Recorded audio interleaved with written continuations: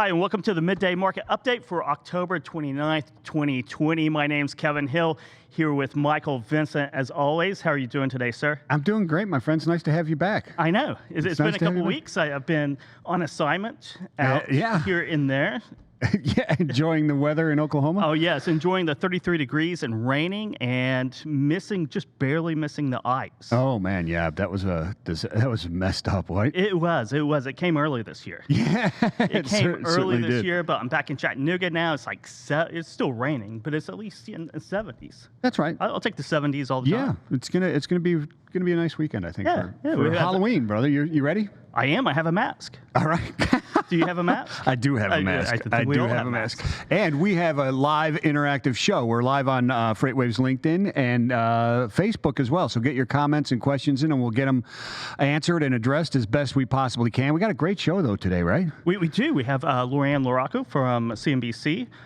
Joining us at 12:30, and then our very own Greg Miller at 12:40. We're going to be talking about international shipping, vaccines, and container rates are through the roofs right now. Yeah, I think Operation Warp Speed and Shipageddon is what we're talking about today, Warp right? Speed and Shipageddon are the terms for the day, and then of course we start off with the news and the freight markets and then the economy. Yeah, absolutely. Absolutely. But first, let's say thanks to our sponsor, Amazon Freight. Freight markets move fast, and you need a shipping partner that can handle what's in front of you while also planning for the future. Amazon Freight has opened up their network to enable shippers of all sizes the ability to simplify, optimize, and invent. Tap into the expertise of Amazon with a freight partner that is here to help you navigate the road ahead. Discover what's next at freight.amazon.com. Go there immediately after the show, my friends. Immediately after the show. Yeah, absolutely. So we got headlines now? We have headlines from FreightWaves.com. If you are not a subscriber to our newsletter, our daily newsletter at noon, go now to FreightWaves.com and hit that subscribe button on the front page. But it's all about the election coming up in less than a week. Yeah, no about kidding, 5 right? days away. Yeah. And we did a little bit of polling on the FreightWaves.com audience, and who do we have, Andrew, or what are the results? Yeah, Kevin. So while the polls show Joe Biden ahead of President Donald Trump with 5 days to go before the election, while we polled the truckers of LinkedIn and on Twitter, we got that 53% of truckers do plan to vote for President Donald Trump rather than nominee Joe Biden. A big issue that truckers have brought up is that missing infrastructure bill that Trump has touted since before he was even elected. Truck driver Billy Foster says he won't be voting for Trump because of his inability to get that infrastructure bill passed and how hard the poor roads have been on his equipment. We also asked drivers whether or not President Trump's economic and trade policies have benefited them. It shouldn't come as any surprise to anyone that the drivers were divided on this issue as well as the others.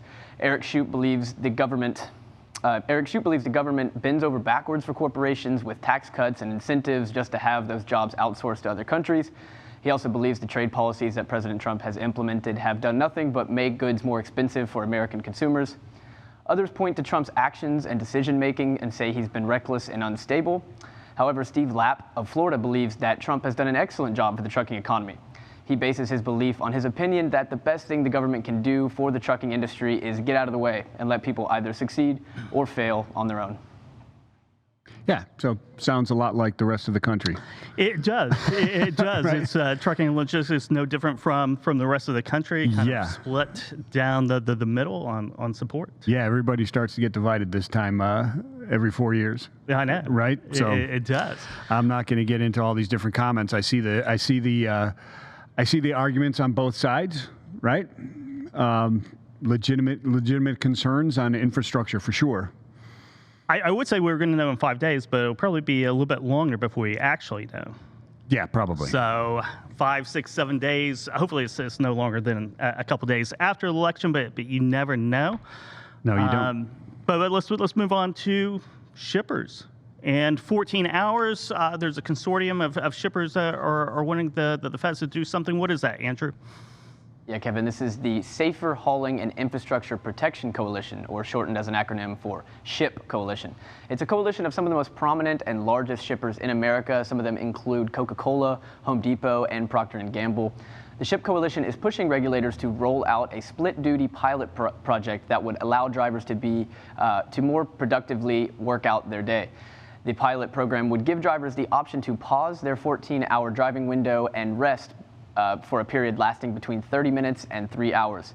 The executive director of the SHIP Coalition believes the program is a win-win. She believes that it's better for safety, and it allows shippers and drivers the opportunity to better utilize the 14-hour window period by avoiding times of congestion or more efficiently coordinating pickup and drop-off times for the cargo. Yeah, I get all that, right? I understand that completely, and I'm all for the drivers having that flexibility to be able to rest when they feel that they need to, instead of having to stick to, too stringent of a rule. I would guess if I were a driver. But there's some talk inside there of some, the shippers possibly wanting this because then they can, if shippers coerce them into using these rests for instead of detention, et cetera. Andrew, how do you feel about that? Well, I definitely see the argument. I understand that anybody that's against the shippers and against, or that's for this bill, would think that the shippers are just pushing this to try to utilize that detention time and not pay out as much in detention pay. It's certainly something that people are bringing up. I'm not sure how I feel on the subject. I think any flexibility for drivers is good, so I'm actually for this bill getting pushed, or at least for a pilot program. I think the FMCSA can get a lot of really good data if they do this pilot program for long enough and in enough states with enough partners. This could very well be a very small pilot program in which they don't get enough data to really push forward this 14-hour window. So we'll see moving forward. I hope they do get this pilot program done, though. Yeah. The one group that is against it is the independent federal agency, NTSB, the National Transportation Safety Board, who has come out against this, as well as the other alterations to the hours of service previously. Right, Andrew? Right, Kevin. They've been against pretty much all hours of service changes over the last few months. But they have, because there's some arguments in there that this could possibly extend driving times out 17 hours and 19 hours. Do you understand those arguments? Yeah, if you awaken, from awakening, right? So if you take a 3-hour break, right, then that extends 14 hours to 17 hours, right? From the time you woke up and started your day, you finish your day 17 hours, even though you might have had a 3-hour nap in between. Yeah, but that's, right, Andrew? Is that how you read it? That's how I read the article. I mean, it seems that, I guess, their total time, they're trying to say that the total time from time beginning to the time they go to bed could be 17 whole hours rather than the 14. But again, yes, with that 3-hour break window in the middle, to me, that seems like 2 separate shifts almost if you take that long of a break. Yeah, I would agree. Well, I mean, to be clear, it's not a rule that has been proposed yet, right? They're just discussing the different topics and issues and concerns around the hours of service and the possibility of the flexibility, so that they can do a pilot program to possibly craft some type of rule change, right? Yeah, it's a pilot program. Yeah, that's right. The only thing I would add to that is that they have some really big names and very powerful lobbyists and people behind this bill. So if there's any group that's able to push something like this forward, it would be a group that includes Coca-Cola and Home Depot and Procter & Gamble and others. Well, let's shift focus to warehousing, and I believe the UK, where Prologis just did another deal. Yeah, we've got a little bit of deal news for you. The San Francisco-based Prologis announced yesterday that it has completed the single largest portfolio sale of logistics warehouses ever in the United Kingdom.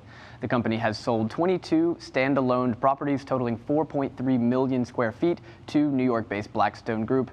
The price tag, $618 million. Prologis industrial real estate portfolio now stands at $145 billion in total assets under management.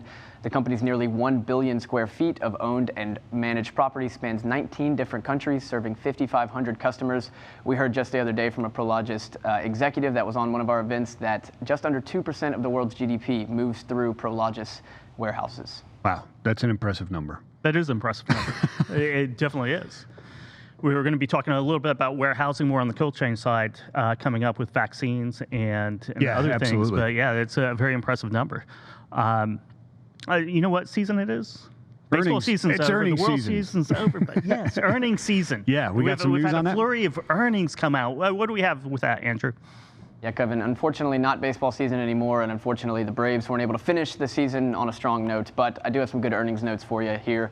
Werner sees a stronger setup going into 2021 than they did headed into 2018. They saw earnings per share slightly ahead of expectations at 69 cents per share. OR, the operating ratio, dropped from 88.3 last quarter to 84.5, so strong leverage growth there. And then Echo, another news here, Echo absolutely smashed estimates. They reported record revenue and record volume. Their gross revenues, grew 23% year over year. Their margin did compress slightly from 17.1 to 14.5%, but this is actually pretty strong compared to some of the other publicly traded brokerages that have announced so far. And the big news here that I have for you is on Shopify. It should come as no surprise if you've been following Great Quarter Guys or anything really here at FreightWaves. We know that e-commerce has been strong. We know that there's been a shift from services spending to goods spending that should benefit Shopify, and it definitely did. They had a very strong Q3. They saw EPS estimates grow over, growth grow over 100%. They beat their EPS of last year by over 800%, so 7x growth over last year, and the sales topped $750 million for the quarter for the first time, nearly 2x 2019 Q3. Wow. Yeah, e-commerce is big. Yeah, and Shopify so. is one of the big winners out of that. I can't believe 800% EPS growth year over year. I mean, that's amazing. Yeah, almost 800% over last year is unbelievable. I mean, we knew it was strong, but you start seeing these numbers and it really starts to hit you just how big a shift has occurred. And right? you know, the fourth quarter is probably going to get even better. I would think it would spike even more, right? Yeah. During the fourth quarter.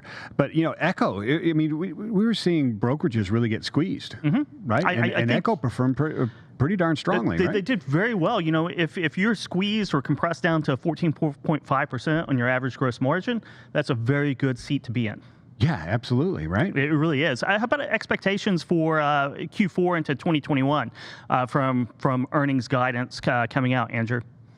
Well, if I'm going to speak to the e-commerce for a moment, I think it is going to be even stronger. I think Q4 is going to be strong. One thing I wanted to note on that Echo earnings was that they actually said that for the first 15 days or first 17 days of October, they've seen that gross margin even expand from 14.5 back up to 15%. So they're seeing things getting stronger into the fourth quarter. You're seeing spot rates kind of level out and even decline a little bit. And they've seen their contracted rates. They say that shippers have started to pay up back in September and October. So I think the Q4 will be strong for Echo. I think Q4 will be strong for most of the industry. I think e-commerce is going to be a huge player. We know that. We think that in-store sales are going to be pretty strong. For most of the lines across soft lines, we may expect the clothing and accessories.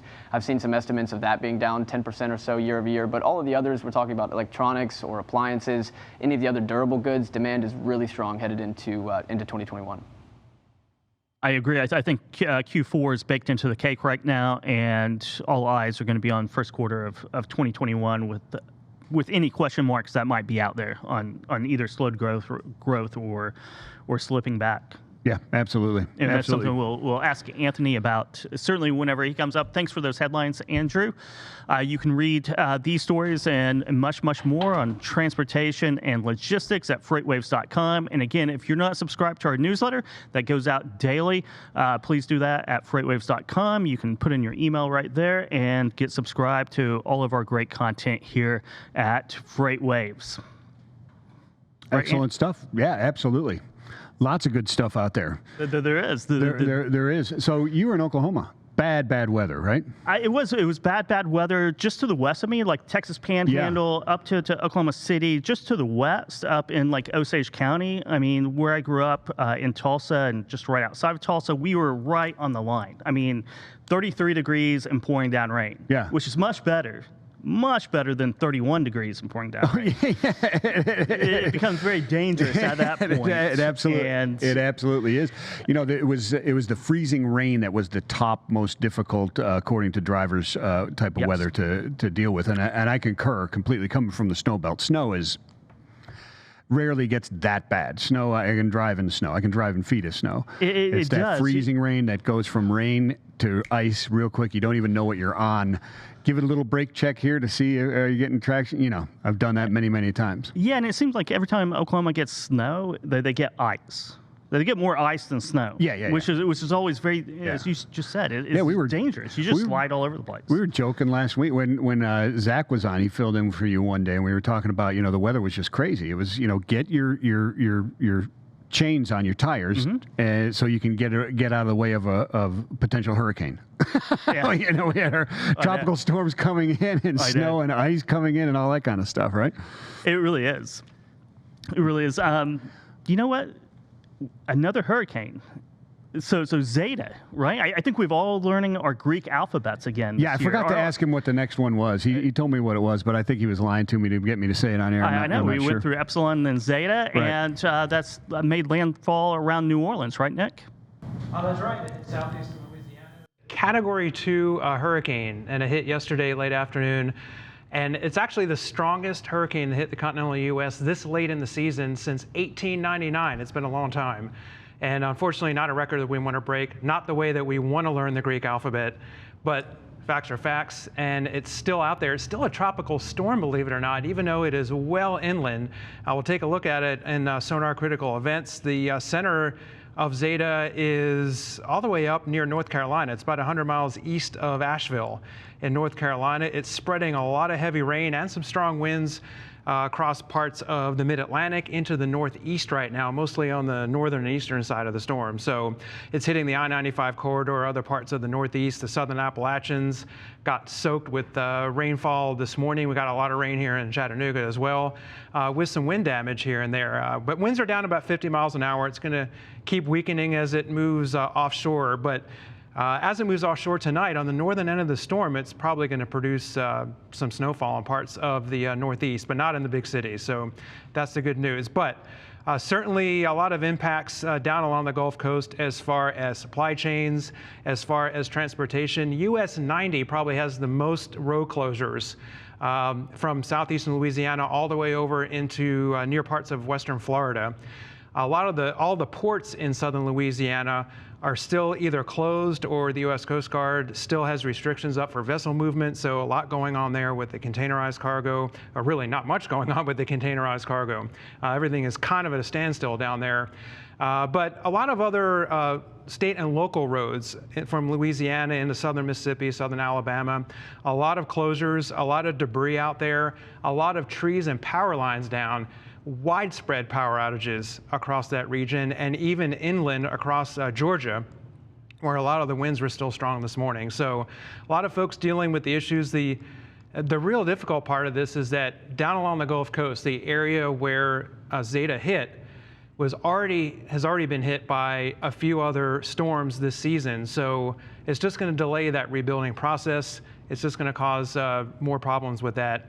And there's an area down in the Caribbean we're watching that could become Tropical Storm Eta next week. That's the next one on the list. So we're definitely going to keep an eye on that, and we'll post updates on that, of course, on FreightWaves.com and all of our social media accounts as well. So, but coming up a little later, we're going to talk more about a little bit more about some of the worst weather states for truckers out there. Where do they usually hit the worst weather? Where some of the toughest roads are out there when the weather gets bad, and we'll talk more about that near the end of the show. Excellent. Thanks, Nick. So there you go. He gave it away. He did, didn't he? Did you catch it? I didn't. Yeah. You're just agreeable today. I'm just agreeable. I'm looking at comments here. You got some comments on there? We do. We were, Matt Henning wants to talk about some GDP growth, and that's what we'll be talking about with Anthony Smith in just a few minutes. So stay tuned for that. Yeah. But right now we're going to talk about some freight market. Yeah, we will in a minute. But did you hear Nick? Oh yeah. The next letter in the Greek alphabet. What is it? I didn't catch that. Actually, I was replying back to one of our commenters. I believe he said Ada.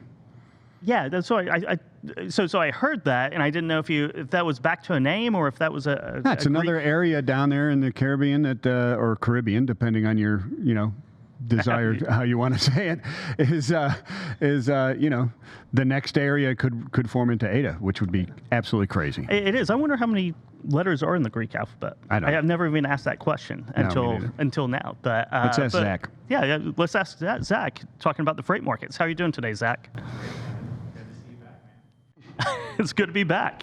It's good to be back. What's been happening in the freight market since I've been out? Yeah, it's, not a lot has changed in the overall big picture of the freight market. We've been talking about how volumes have remained relatively flat through the month of October. We had a little bit of a lull there to start the month. But what has changed is the tender rejection index. So our outbound tender rejection index for the United States continues to drop.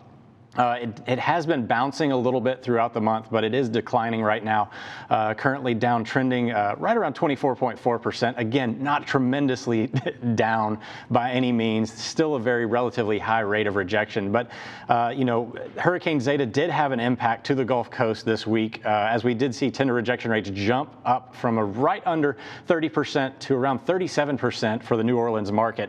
Probably the most significant impacting event to New Orleans this year, and it's been in those crosshairs of several tropical systems so far this summer and into the fall now. So it was a little bit surprising to see such a strong reaction from the New Orleans market. I guess the people down there took it a little bit more seriously than some of the other storms that have been down there. Again, this is really the only storm that had a direct line of sight to the New Orleans market as well. And we saw rejection rates spike out of there. It's really the most active market right now in terms of volatility and tender rejection rates jumping up. Outside of New Orleans, however, though, we are seeing a little bit of a trend change out on the West Coast. So we were talking about those West Coast markets being probably some of the strongest areas throughout the year this year, as we have all those imports coming into the ports of Los Angeles and Long Beach. Really fueling a lot of these long-haul freight volumes. Well, tender rejection rates are now starting to decline out of the Los Angeles and Ontario markets, but volumes are actually remaining relatively flat or up. So volume is not subsiding, but we do suspect that there may be a little bit of repricing behavior going on right now, which is allowing some of these carriers to really cover this freight a little bit more consistently. Again, not a lot, but for the first time really all year, the Ontario outbound rejection index has fallen below the national average, and it's right around 21%. Yeah, I was looking at OTRI, tender rejection rates last night, and seeing that it slipped or fallen off those highs, and repricing became an issue. I mean, how much repricing do you think will happen for it to drop below 20%? And is there kind of a floor right now with freight volumes the way they are that that you would think that these are fully repriced now at some level, or is that a little bit too complex of a model in my head? I mean, we don't specifically know, but I think we'll be able to know significantly, especially if volumes start to come down here throughout the fourth quarter. They do tend to fall, even though capacity does get tighter. A lot of that is due to supply side contraction, not necessarily demand increases. But the type of freight moving also has a little bit more of an expedited feel to it in terms of where they need to get this freight where it is. This isn't DC freight anymore. This is storefront fulfillment center freight that has to get to a certain place by a certain time. Now, the impact of e-commerce is a little bit foggy here in the way that we're not really sure, because a lot of people are doing the online shopping situation, which you can post things that you don't necessarily have in the area. But we do think that there's still going to be this impact of where everybody's been so conditioned to get these next day deliveries and short shipping cycles. People are definitely going to want to have that freight available, in that space so that they can fulfill a lot of these orders, which will keep that expedited feel to a lot of the freight market in the fourth quarter. In terms of it repricing, we think that it's starting to happen now because a lot of shippers are anticipating. We don't know if they're necessarily long-term repricing situations, probably a lot of seasonal bids that we've heard about here over the last little bit, which again, the rejection rates dropped from 26.5% to 24.4%. That's not a significant repricing behavior. Once everything goes into full steam in the first quarter, we'll probably actually see that tender rejection rate really drop, and that's when we can tell whether or not we've had a significant amount of repricing behavior. It really does. Repricing takes a long time. It takes longer than intuitively we can say, they have to reprice now. But that's a long process that's drawn off. But thank you very much, Zach, for those updates, especially on the West Coast. We're going to be talking to Greg Miller here in a few minutes about West Coast. So we'll see more about those volumes. Yeah, that's Southern California, heavily driven by maritime, obviously. Yes. It is. It is. So we'll have more on that in just a few minutes. Yeah, we definitely will. Yeah, I mean, you've got record volumes of trailer sales, right? A couple months. Third highest ever. Yeah, third highest September. ever. Yeah, and we're going into rebid season. I think we'll see some fluctuation in that OTRI. I think we will too. I think everything's going to get repriced higher, and it's going to be quicker than normal. What do you But it's still think? gonna High take some single time. digits or double digits, or what are you thinking? I'm thinking like mid-teens. Really? Yeah. Okay. Yeah. And by like January-ish. Yeah. February. No. Price increases. Price increases. Increases Low double digits. Yeah, low double digits. Yeah, that's what I was thinking too. Right? Yeah. Anywhere from 8 to 12%. Yeah. I think those are the estimates that we were looking at. Zach and I were looking at maybe a month ago, and I think those are still. I remember that. Yeah, I think those definitely. hold pretty strong right now too. Yeah. And so, Anthony, let's talk about the economy. I think we had GDP come out today. Is that right? That's right, Kevin. So a little report called the Gross Domestic Product got released today, and it was just as we expected. So last Tuesday, we were estimating that we wouldn't be too surprised if we saw a growth rate of around 30 to 33%, or in the 30% range, and that is indeed what we saw today. So not too much of a surprise on our end. A couple things within this report were pretty substantial spending on the consumer side, residential spending. We did see pretty substantial spending on business investments. On the contrary, we did see some decline on goods for actual businesses. So we did see a pretty robust upward movement. So this was expected after such a low point in the second quarter. So I don't think it comes as too much of a surprise for us here at FreightWaves, but we are going to be, of course, watching what's in the details. So I'll have to dig into this report a little bit more. Of course, the other thing that we're going to be looking to is the fourth quarter. So there's a lot happening right now. I don't think it was too much of a surprise to see this 33% quarterly increase after such a horrific second quarter, but all eyes will be on the fourth quarter and how we finish this year. And I might have missed this, Anthony, on year-over-year growth. What was that? Right, so when we're looking at, there's been a few measures. So we're looking at, for quarterly growth, just over that 33%. When we're looking at that quarterly growth, is looking just around 7%. But when we're looking at the big picture, we still are behind on where we were pre-pandemic. We're looking at overall annualized for the full year. So looking at the quarter data alone, GDP just grew 7.4% compared to that second quarter. So we're still behind when we're looking at the overall annualized growth rate. That's interesting. I mean, what are your thoughts on Q4, and what are other economists thinking about Q4 and gaining traction going into holiday season? So, of course, we're looking at Q4. There's going to be a lot of implications going into it. Of course, we're looking at the rampant increasing in continuing COVID cases. So COVID cases are starting to ramp back up. And so that's, of course, going to be really the main trajectory or the guiding light for how this recovery is going to really kind of take hold, or if it's going to stay in place. And so there's going to be a lot of things kind of factoring in. So there is some potential that we could see consumers still remaining very optimistic and positive throughout the fourth quarter. But it's unlikely if we're going to have any type of financial stimulus coming from the federal government before the end of the year. So any kind of financial support will likely come at the beginning of the year of 2021. But nothing really before that. And speaking of consumers, and I was so engrossed in the GDP numbers and so excited to hear them, I totally forgot it's Thursday. So we had initial jobless claims come out today. How did those look, Anthony? That's right. So we had initial jobless claims come out today, and we had 751,000 initial claims, which is still a staggering number, but the lowest number since since March 14th. So that number is moving down, and we're having consecutive weeks to weeks of downward movement for jobless claims, initial jobless claims coming in.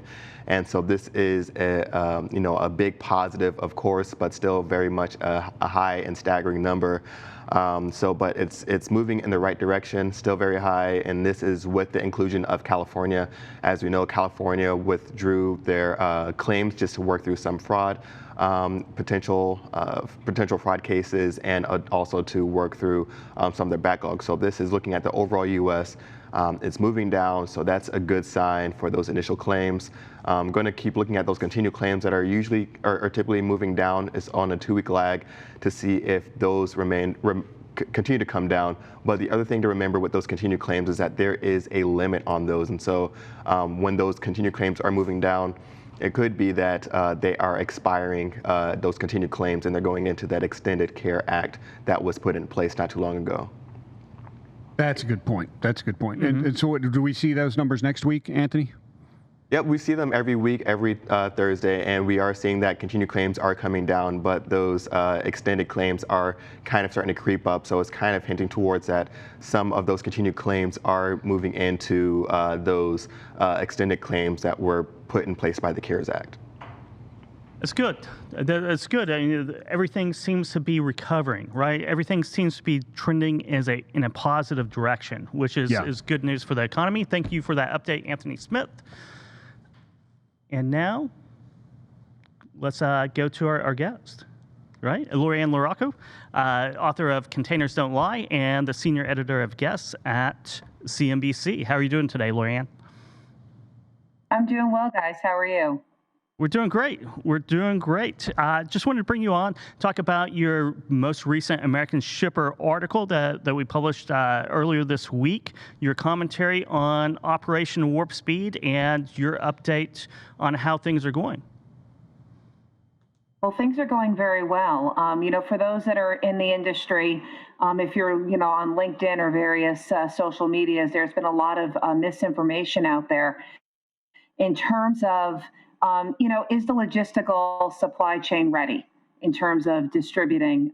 So what I did was I went right to the source, and I went to the head logistics for Operation Warp Speed, and he broke it all down, and it looks like things are going to be good. Yeah, that's excellent news. I was reading through that article. There's so much information in there, Lorianne, but I one person here who's trying to figure this out, and I'm sure our audience would agree. Like you said, there's so much misinformation in there. Some of the vaccines could be at 70, minus 70, some of them at minus 20, some of them at plus 2 Celsius, et cetera. Concerns of dry ice, vapors, I guess, gas on the airlines, et cetera. Let's break this down a little bit here. What is Operation Warp Speed, and how are they preparing? Okay, so Operation Warp Speed was created, and it really is an army, if you will, of both government, private, and public companies all joining together, not only to find a vaccine, if you will, to develop a safe and effective vaccine, but also to distribute it to all 50 states, as well as U.S. territories. And so I had the opportunity to speak with Major General Sharpston, who is in charge of the logistical part of this mission. And I pretty much hit on all the hard parts where, do we have enough dry ice in order to transport the Pfizer vaccine? Do we have enough freezer containers? What about air?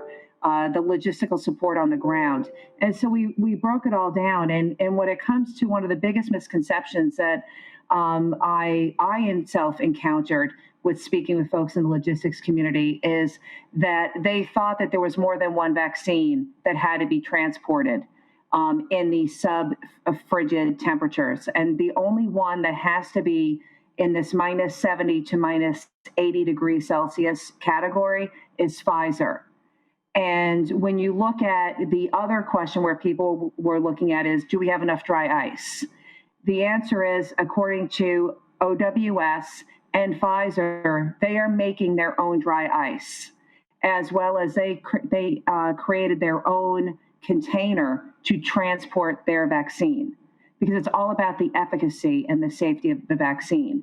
So that was one of the biggest misconceptions in terms of what we're hearing in the community is, do we have enough special containers, as well as, do we have enough dry ice? Yeah, those are two very important aspects of moving and distributing the drugs a lot of people don't think about. And another thing is packaging, the actual packaging of the material and the integrity of that, as well as manufacturing. If you're going to manufacture in different facilities, there's a lot of, regulations, but there's a lot of hygiene that needs to go in place. Are the plans to manufacture the vaccine in different regionalized manufacturing plants?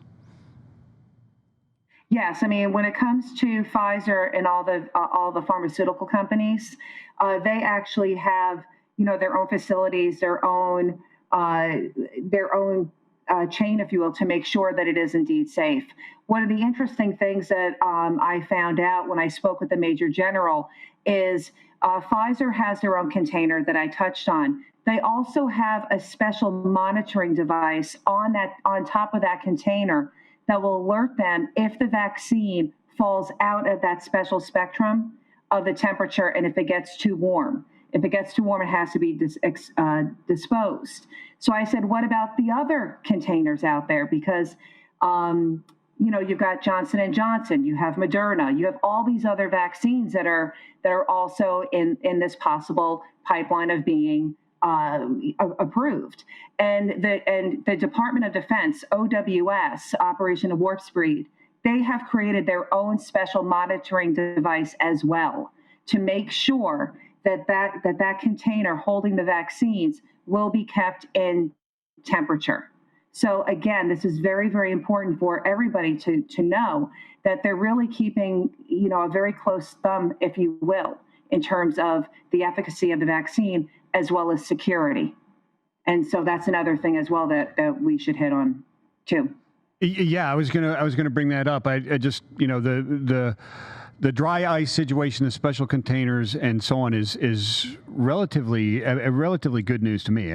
Because it seemed like it was like this massive. There's no way that this can be done. Not enough dry ice, et cetera. But just looking at and reading the descriptions in your article were quite good about that container and how they're taking it apart at Operation Warp Speed and putting it back together to really understand it, and how this thing, once closed with the dry ice in it, will keep it good for 10 days.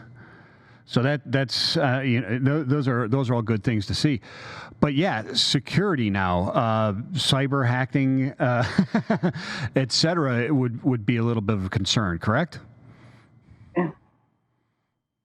Exactly, and I was in tongue in cheek. I said, sir, I don't have to talk to you about the bad guys that are out there.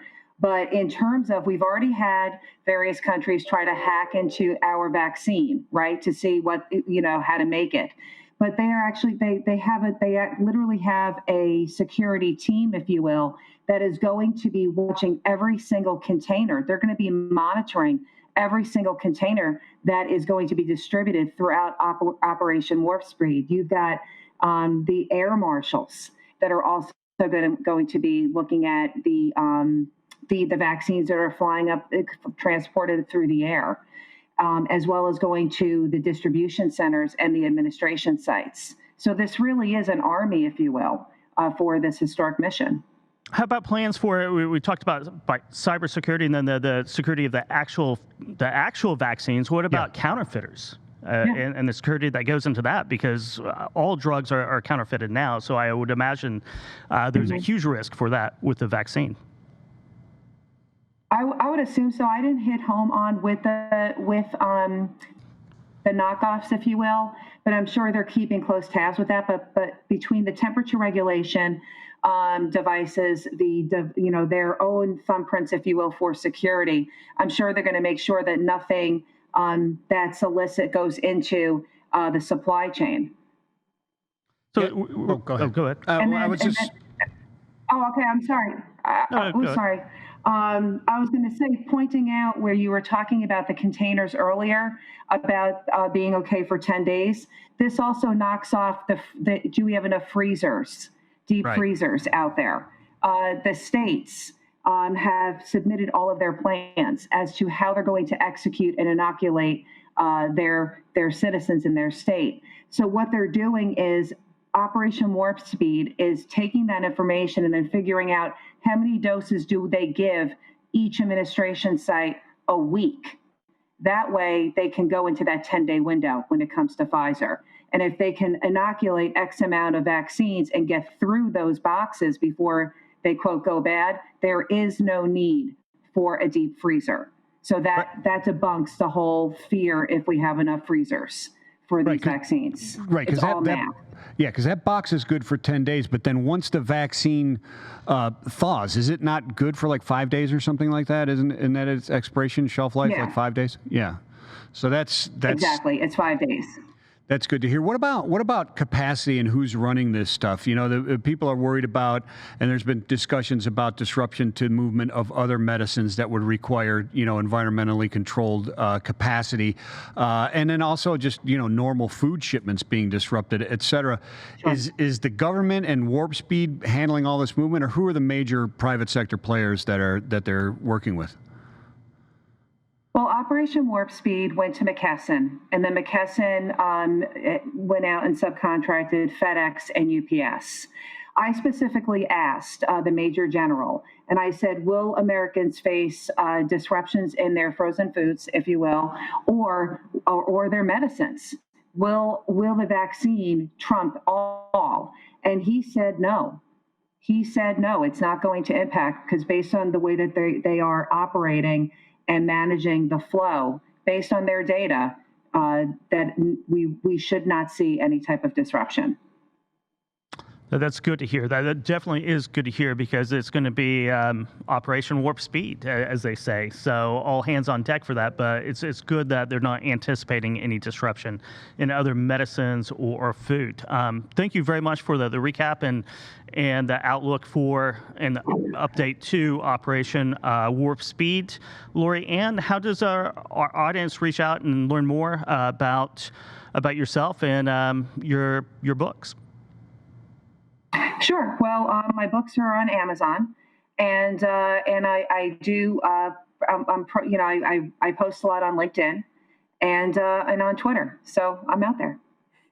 You definitely are. Thank you very much, Lori Ann. And if you don't follow her on especially LinkedIn, do that right now, because she has really good content out there every day. Yeah, you really should. You should go to FreightWaves.com and read that article when you get a chance, because there's so much information that's in there. And you know, 24 hours is what UPS and FedEx are saying to get it to, once they receive it, they'll have it wherever it needs to be within 24 hours around the country. Yes. The vaccine, which is tremendous. That is tremendous. So I'm looking forward to that day. But it really begs. I was talking to her a little bit before the program, and I'm kind of like rooting for J&J over Pfizer, because it would be much easier logistically to move, because it's the one that's like +2 Celsius. Yes. Would move instead of -70, and plus it's the single dose, not a double dose, which the Pfizer is a double dose. So you've got the higher, you know, more difficult logistics with the Pfizer. But then, will people go to get that second inoculation? Yeah, the double dose is a logistical challenge in and of itself, right? Yeah. But let's talk about another logistical challenge, and that are regular containers. Coming in on the West Coast with our journalist here at FreightWaves, Greg Miller. How are you doing today, Greg? Hey, guys. Thanks for having me. Doing good. Good. So you recently had an article calling a Shipageddon. Can you fill us in on that?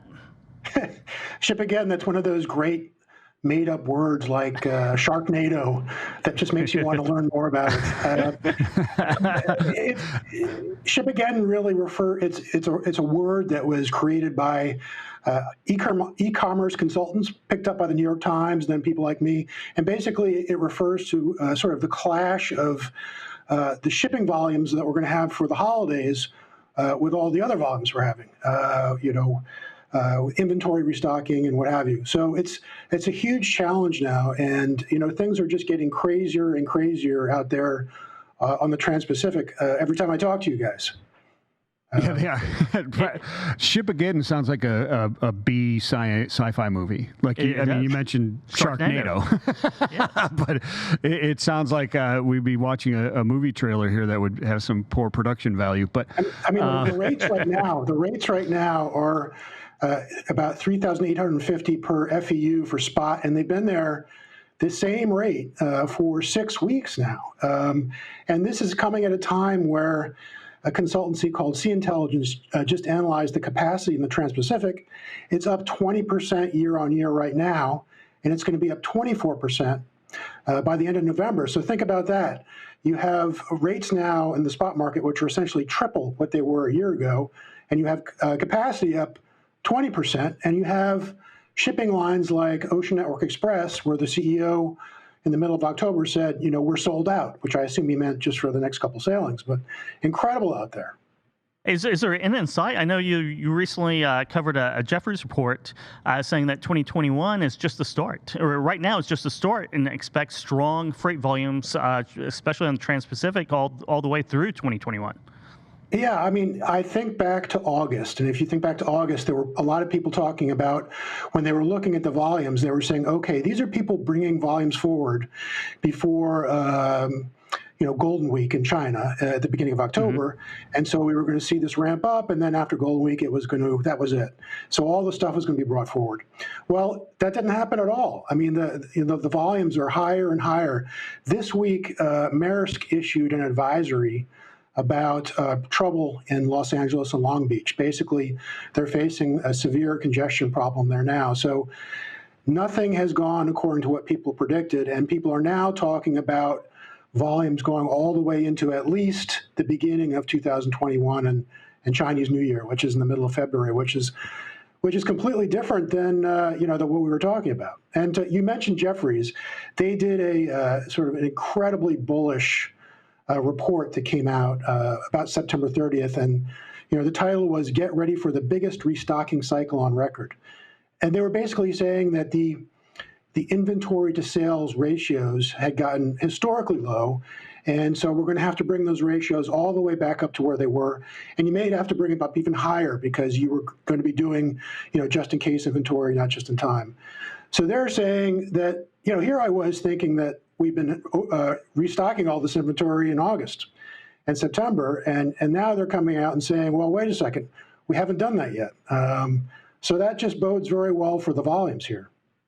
Yeah, so the volume bubble would appear to be on the horizon still, moving towards us from what you're saying there. So there was another bank, Evercore, that put out an inventory questionnaire in the middle of October, and they talked to consumer businesses, and 30% of them said they had a little too light on inventory, and 60% said they had too little inventory. So essentially 90% said they were short on inventory. Consumer businesses in the middle of October. That's amazing. That is ship again. That is amazing. It is ship again. It really is. But can the carriers add capacity, Greg, about over what they have right now to continue the flow? I mean, right now, I don't know. What are lead times for bookings right now? I don't know about the lead times for bookings, but as far as the adding capacity, the answer is pretty much no. A consultancy called Alphaliner did something recently where basically the idle tonnage in the world of container ships is down to something like 1.8%. So basically, if you look at a container line, they own 50% of their ships. They charter in 50% of their ships. And all of those ships that they charter in, they've already been chartered in. So it's not like you can really go out there and find enough ships to solve this problem. And it's not just the ships, it's the containers. Yeah, the containers are another thing. I guess you can't just load containers anyway on cruise ships. I guess that's out of the question, right? But pull out the staterooms and put in container slots. Exactly right. Yeah, but you do have the problem with backhaul containers, getting those back to Asia, right? Well, yeah, and the other problem is there's simply not enough containers in the world right now, and containers are manufactured by about 3 or 4 companies, primarily in China, and those factories are putting on extra shifts, but they're essentially sold out until 2021. And one of the companies the kind of companies that are good to watch as a bellwether are the container leasing companies. So there's these companies out there like Triton or Textainer or CAI, and they're in the business of actually buying containers, then leasing them out to the carriers. So basically, a carrier like Maersk perhaps would have 40% of the containers owned and 60% leased in. So if you look at these leasing companies, they are the ones that are talking to the carriers now, And what the carriers are telling them is that their demand for containers to lease from people like Triton is going at least to Chinese New Year 2021. So that's a whole other signal that this is just not going to fall off here. So, Greg, we just talked to LaRocco about Operation Warp Speed, and we're talking about 1.8% container capacity or ship capacity, not even container capacity, out there right now, and these other headwinds, containers being one of those. How will Operation Warp Speed, when it gets up and running and distributing vaccines, how disruptive will that be to an already disrupted ocean freight environment? Absolutely. I mean, there's going to be a huge competition for those containers. I don't know what their arrangements are, but I think that they're going to, it's going to be expensive. We just talked about the spot rates at 3,800 or so. There's another general rate increase planned for this Sunday that they say is not going to be delayed. It's going to go forward. And we're talking about spot rates, but think about contract rates for a second. In Europe, Asia, Europe, they're getting into the season to renegotiate their longer-term contracts. And, as you know, in the United States, that happens in the first half of the year. So what happens if these spot rates stay this high into the contract rate season? Suddenly you're going to have people in a situation where they're going to have to be forced to either decide between the spot market or do we want to sign more expensive contracts with the carriers? So the carriers are going to start making a lot more money. Yeah, it sounds like they're in for good time. I would guess that the pressure on maritime capacity due to like Operation Warp. Well, our Operation Warp Speed is the way I understand is mostly North American based, right? I think so. Yeah. I think it is. But I mean, internationally, the movement of this stuff would probably go air, but that would bump the cargo on the air down to maritime, correct? And would kind of come that way, right? I don't know if they're going to move, minus 70 degree on a ocean container. Doesn't seem like the capacity. It's all interlocked. If the air gets taken up by that, then what goes on air switches over to ocean premium. Yeah. So it's all connected. It's all connected. And then we haven't even talked about stimulus, because if the analysts are basically saying that if there is depending upon what happens in the election, there could be a potentially enormous stimulus package in the first quarter. All politics aside, they're saying if there's a blue sweep and you have a Democratic Senate together with a Democratic president, you could have a huge amount of money being printed and doled out. And you can only imagine what that would do to rates and to volume at that point. Because if you looked at the last stimulus and what happened this summer, I mean, that supported so much of the volumes that we saw. Yeah, it absolutely did. It did. The 1.8% figure really stands out on ship capacity. That's a little scary. That is Shipageddon. It's like Sharknado. It is Shipageddon. Yeah. Well, thank you very much, Greg, for your time today. How does our audience reach out and learn more about your work and become a source and feed story ideas to you? Well, just contact me at gmiller@freightwaves.com. I'm all over LinkedIn. I'm all over Twitter, all over the website. Very good.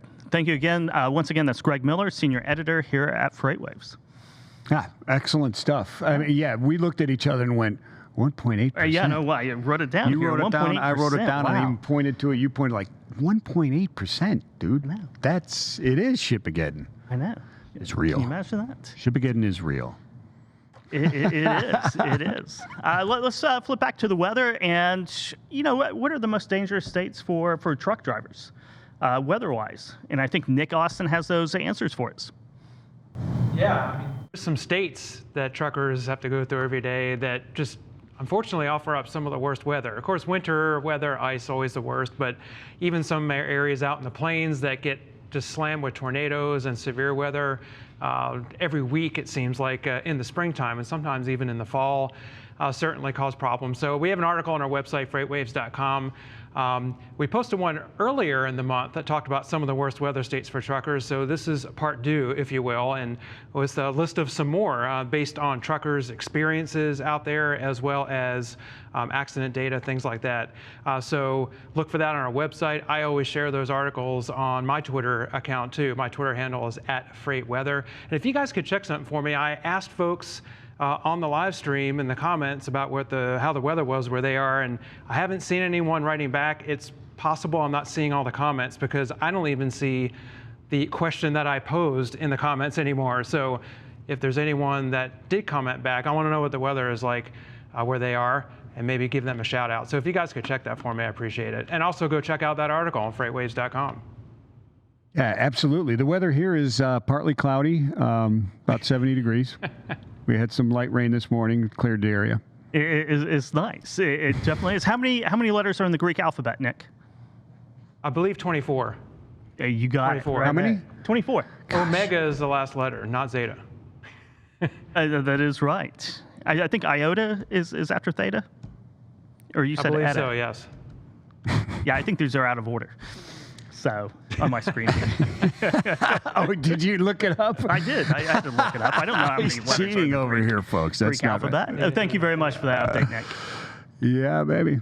Hey, it's been a great show. You know what's coming up tomorrow? Tomorrow? Yeah. I think that tomorrow's Friday, so it has to be another epic episode of What the Truck. It is going to be epic. And Tom Curry's going to crush it with an original Play It Forward live tune, which I can't wait to see. And Salesforce talks about seamless driver onboarding. OpenDoc explains why a warehouse would want to move to dock scheduling. And I'm going to butcher this name, but Husu Ramos? Yeah. Does that sound right? I don't know if it sounds right, but I know Mr. Romans from LinkedIn. Okay, so Mr. Ramos is even easier. Is going to inspire us with the insights on Mexican-American entrepreneurship in trucking. We'll be joined by Bob Hitt, North American lead transportation and logistics industry at Salesforce, Bob Lagia, CEO of OpenDoc, Tom Curry, who's the Senior Vice President at Strategy and Innovation at Kingsgate Logistics, and Mr. Ramos, the General Manager at J&R Trucking. It's going to be a great show.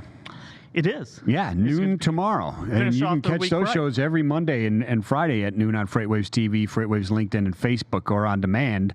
You can go look it up on your favorite podcast player. You can, yes. And then next week is a virtual event week, right? We have not one, but 2 virtual events, 3 days of action-packed content here at FreightWaves. Yeah, so the first one is Freight Tech. Freight Tech Venture Summit. Yeah, so how does that work? What's going on at Freight Tech? We were talking about VC investing in Freight Tech and everything from seed to IPO or SPAC, and everything in between. Is a full day of action where we have some of the top VCs in the country who are investing in Freight Tech, and some of the top entrepreneurs in the Freight Tech space who are all going to be coming together and discussing, how COVID has impacted certainly VC investments right now, from, as I said, from the seed to the exit or IPO stage. So it's going to be great. And when we talk about Freight Tech, we're talking rail, truckload, LTL, warehousing, logistics. Everything, all logistics, the whole chain. Logistics, transportation, the entire supply chain will be under discussion, and we'll see what the latest VC trends are from that. And that's Wednesday. Thursday, right? That is Wednesday. And then Thursday and Friday is at home. The fall at home, all virtual. 2 days of everything about the supply chain. Yeah, absolutely. Transportation, logistics, warehousing, cold chain. We'll probably talk a little bit about Operation Warp Speed and roll it all up together. And you can't miss these things. And, you can't. And the cool thing about the virtual events is for me, I actually get to see everything that's going on. You do. Because when it's a live event, I'm running around and going and all that kind of stuff, but I can see what everybody else is doing too, and the networking is fabulous. It is. Right? Through the Slack channels and so on. So if you've never been to one, you got to do it. And Wednesday is going to be great with the keynote is Steve Case, and you've got Karen Jones from Ryder Systems going to be talking. Brian Aoe who I love to listen to as well, from Refashion Ventures, Greg Price Shipwell, and then At Home.